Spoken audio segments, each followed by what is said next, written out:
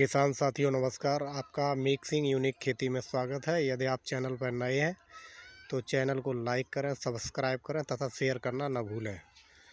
किसान साथियों, आज की वीडियो आपके लिए बहुत ही ज्ञानवर्धक तथा रुचिकर साबित होने वाली है। आज की इस वीडियो में मैं आलू की फसल के एक महत्वपूर्ण बिंदु के बारे में आपसे चर्चा करने वाला हूं।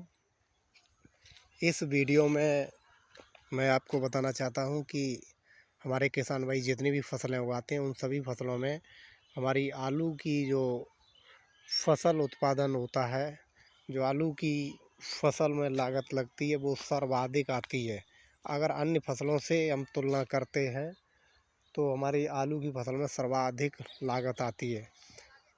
चाहे बात करें अगर हम खेत तैयारी से लेकर उर्वरक प्रबंधन, बीज की बुआई तथा अंतिम हार्वेस्टिंग तक की अगर बात करें तो अन्य फसलों की अपेक्षा आलू की फसल में लगभग 4 गुना ज़्यादा लागत आती है।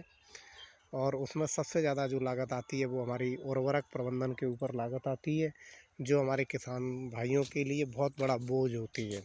क्योंकि जो आलू की फसल में उर्वरक प्रबंधन होता है उसमें सबसे ज़्यादा महंगी डीएपी, पोटास का रोल होता है। ये सबसे ज़्यादा महंगी आती हैं और हमारे किसान भाई सबसे ज़्यादा आलू की फसल में डीएपी और पोटास का इस्तेमाल भी ज़्यादा करते हैं।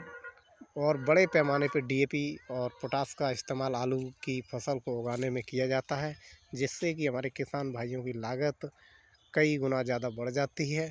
और इतना सब होने के बावजूद भी, इतनी लागत आने के बावजूद भी हमारी फसल कभी कभी हमारे मन के मुताबिक नहीं होती है। हमारे किसान भाई कहते हैं कि हमने 1 एकड़ में 5 कट्टे डीएपी दी है, 4 कट्टे पोटास दिया है, फिर भी हमारी आलू की फसल में रौनक नहीं दिख रही है, अच्छी फसल नहीं उग रही है, अच्छा उत्पादन नहीं दे रही है। और किसानों के लिए क्या होता है कि परिणाम स्वरूप घाटा होता है, किसानों का नुकसान हो जाता है किसानों का। तो मैं किसान साथियों आपको एक सलाह देना चाहता हूँ, एक परामर्श देना चाहता हूँ कि आप जो अपनी फसल में, आप अपनी जो आलू की फसल में जो डीएपी पोटास देते हैं, उस डीएपी और पोटास का आपकी आलू की फसल केवल 30 से 35% ही उपभोग कर पाती है। और बची हुई जो शेष मात्रा है हमारी डीएपी और पोटास और जो तमाम हम दानेदार उर्वरक डालते हैं, जैसे कि रीजेंट डालते हैं, सल्फ़र डालते हैं, तमाम चीज़ें जो डालते हैं उसका लगभग 30 से 35% ही हमारी आलू की फसल उपभोग कर पाती है। जबकि शेष बची हुई मात्रा हमारी ज़मीन में पड़ी रहती है धीरे धीरे, और वो क्या रहती है कि धीरे धीरे मिट्टी में सेट हो जाती है, मिट्टी के रूप में परिवर्तित हो जाती है, जबकि हमारी जेब से पूरा पैसा जाता है लेकिन हमारी फसल को लगता नहीं है। जैसे कि अगर हम बात करें तो कोई एक व्यक्ति मान लो कि जो बहुत अच्छा भोजन करता है, बहुत अच्छा खाना खाता है और संतुलित मात्रा में वो भोजन करता है, लेकिन उसके शरीर में चीम नहीं चढ़ती है। कहते हैं कि हम खाते पीते तो बहुत अच्छा, लेकिन हमें लगता नहीं है। उसी तरीके से क्या रहता है कि हमारी खेतों में भी, हमारी फसल में भी हम लागत तो बहुत ज़्यादा लगाते हैं, तमाम तरह के उत्पाद डालते हैं, तरह तरह के हम चीज़ें डालते हैं, नए नए उत्पाद डालते हैं, लेकिन फिर भी हमारी फसल उतनी अच्छी नहीं होती जितना हमें हमारी फसल होनी चाहिए। क्योंकि हमारी फसल में कुछ छोटी छोटी कमियां रह जाती हैं, जिसकी वजह से हमारी फसल को वो सारी चीज़ें लगती नहीं हैं। और इसी वजह से क्या रहता है कि हमारा उतना अच्छा रेस्पॉन्स नहीं मिलता है, फसल उत्पादन नहीं मिलता है, उतना अच्छा हमें उसका फ़ायदा नहीं मिलता है। तो मैं किसान साथियों आपको सलाह देना चाहता हूँ, मैं बताना चाह रहा हूँ कि आपको महंगी लागत से बचना है, आपको अपनी लागत को कम करना है। और उसके लिए आपको क्या करना है कि कुछ चीज़ें हैं जिनका आप अपनी फसल में प्रयोग करें, और उसका प्रयोग करके आपकी जो महंगी डीएपी है, महंगी पोटास है, जिसका आप भारी मात्रा में प्रयोग करते हैं और जिसका आपको सदुपयोग नहीं कर पाते हैं, आपकी फसल जो है उसका पूरा उपयोग नहीं कर पाती है। और लिहाजा क्या आपका आर्थिक नुकसान होता है, प्लस देश का भी नुकसान होता है। क्योंकि डीएपी पोटास ये दोनों ऐसी उर्वरक खाद हैं जो हमारे देश में नहीं बनती, ये सब बाहर से ही हमें हमारी सरकार को मंगानी पड़ती हैं। अब मैं आपको क्यों न कुछ ऐसा करें कि जिससे कि आप अपनी फसल में जो डीएपी पोटास लगाते हैं उसका आपकी फसल पूरा उपभोग करे। तो उसके लिए मैं आपको एक ये नया उत्पाद बता रहा हूँ, और इस उत्पाद का नाम है एनपीके द्रव कंसोर्टिया। मैं आपको इसको एक उसके माध्यम से दिखा रहा हूँ। इसको ये क्रेबको का है, क्रेबको तरल जैव उर्वरक है, और इसका नाम है द्रव कंसोर्टिया एनपीके। इसके अंदर एजोवेक्टर है, प्लस पीएसवी है तथा केएमजी है। और ये एक जैव बैक्टीरिया है जो आपकी आलू की फसल में आपने जो भी डीएपी, पोटास, रिजेंट, सल्फ़र, तमाम प्रकार के जो दानेदार फर्टिलाइज़र दिए हैं, उन सभी फर्टिलाइज़र को क्या करेगा, मूवेबल कर देगा, क्रियाशील कर देता है, और उस अवस्था में उनको पहुंचा देता है जिससे कि आपकी कोई भी फसल हो, चाहे आलू की हो या अन्य कोई फसल हो, आपकी फसल उस डीएपी, उस पोटास को 100% उसका उपभोग कर ले, 100% उसका प्रयोग कर ले। इस तरफ दूसरी तरफ आप देख सकते हैं इसमें प्रयोग करने की कई विधियां दी हैं। इसको जो है बीज शोधन करके भी प्रयोग किया जा सकता है। इसे गोबर की खाद में मिलाकर भी अंतिम जुताई से पहले अपने खेत में बिखेर के भी दिया जा सकता है, तथा इसको पानी के साथ सिंचाई के माध्यम से भी दिया जा सकता है, तथा ड्रिप में भी इसको चलाया जा सकता है।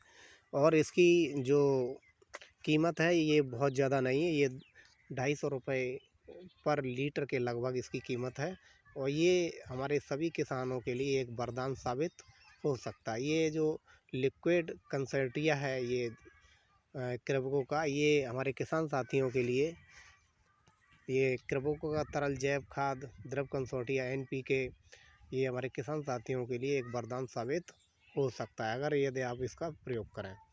लेकिन एक ध्यान रखने की बात ये है, इसमें बहुत महत्वपूर्ण बात ये है कि हम जब भी इसे दुकान से ख़रीदें तो ये पुराना नहीं होना चाहिए। ये ज़्यादा अधिकतम 6 महीने पुराना ही ख़रीदें। 6 महीने से ज़्यादा अगर पुराना है तो आपको नहीं ख़रीदना है। अब हम इसकी डेट ऑफ पैकिंग की अगर बात करते हैं तो हम आपको ये दिखा रहे हैं। ये 27 जून 2022 को बना हुआ है, और आज हम इसका यूज अपने खेत में कर रहे हैं, और ये अभी बिल्कुल ताज़ा है और ज़्यादा पुराना नहीं है। तो इस तरीके से आप जब भी इसका आपको अपने खेत में ये इस एनपीके का प्रयोग करना है तो विश्वसनीय दुकान से ख़रीदना है आपको, और आपको ध्यान रखना है कि ये ज़्यादा पुराना नहीं होना चाहिए, क्योंकि इसके अंदर सारे बैक्टीरिया होते हैं। पीएसवी बैक्टीरिया होता है जो कि डीएपी को क्रियाशील बनाता है, तथा केएमजी बैक्टीरिया होता है वो पोटास को क्रियाशील बनाता है, तथा एजोबैक्टर होता है वो क्या करता है, वायुमंडल में उपस्थित नाइट्रोजन और जो फास्फोरस होती है उसको पौधों को उपलब्ध कराता है। एजोबैक्टर भी हमारा पौधों को जो नाइट्रोजन और वायुमंडल की फास्फोरस को उपलब्ध कराने में बहुत मदद करता है। इससे क्या रहेगा कि आप अपने खेत में जो भी डीएपी पोटास देंगे वो उस खाद और उस पोटास का आपकी फसल पूरा 100% प्रयोग करेगी, और आपका लागत जितनी आएगी लगाएंगे खेत में वो पूरी आपकी खेत को लगेगी, आपकी फसल को लगेगी। और जब फसल को लगेगी तो आपका निश्चय ही उत्पादन अच्छा निकलेगा और आपका मुनाफा अच्छा होगा। आपकी लागत बेकार नहीं जाएगी, आपकी मेहनत बेकार नहीं जाएगी। और विशेष सावधानी की बात यह है कि किसान साथियों, इस जैविक एनपीके कंसोर्टिया का प्रयोग जो है आपको स्प्रे के माध्यम से नहीं करना है। इसको आलू में इस समय अगर आपको करना है तो इसको सिंचाई के माध्यम से दे सकते हैं। इस 1 लीटर एनपीके कंसोर्टिया को आप 25 से 30 लीटर पानी में घोल बना लें, और जिस नाली से आप अपने आलू की फसल की सिंचाई करने जा रहे हैं उसी नाली के मुहाने पे उस बर्तन को या उस ड्रम को रख लें जिसमें आपने इसका घोल बनाया है, और धीरे धीरे पानी के उस मुहाने पर इसको डालते रहें जब तक आपकी 1 एकड़ की सिंचाई न हो जाए। और इस एनपीके का प्रयोग सिंचाई के माध्यम से ही हमको करना है, तभी हमें बेहतर परिणाम मिलेगा।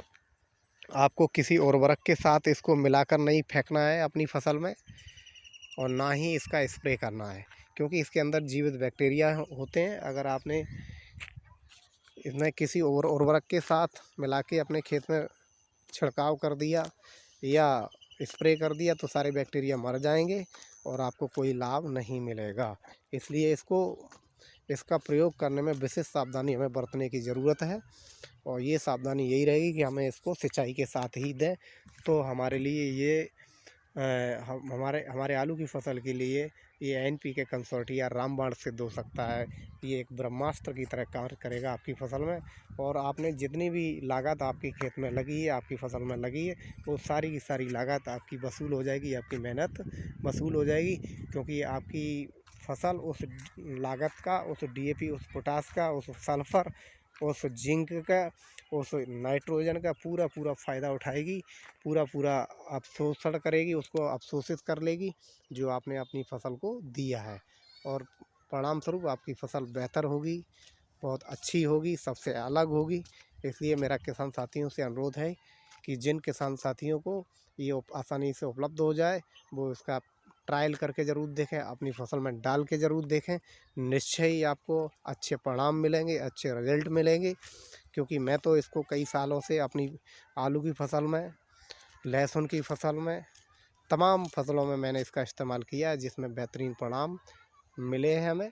और हमारी लागत भी, मैंने जो डीएपी की लागत है, पोटास की लागत है, जो सल्फ़र की लागत है, उसको भी मैंने आधे से भी नीचे कम कर दिया है, और मेरे उस लागत कम हो गई है, और मेरा उत्पादन में कोई अंतर नहीं आया। उत्पादन भी उतना ही ले रहा हूँ, लागत कम हो गई है, तो उससे आमदनी बढ़ गई है।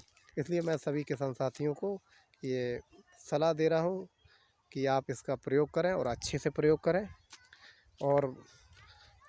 और जो किसान भाई इस वीडियो को देखें, मेरा उनसे अनुरोध, पुनः अनुरोध, कि वीडियो को पूरा देखें, अंत तक देखें, वीडियो को स्किप ना करें, तभी उनके लिए ये वीडियो फ़ायदेमंद साबित होगी।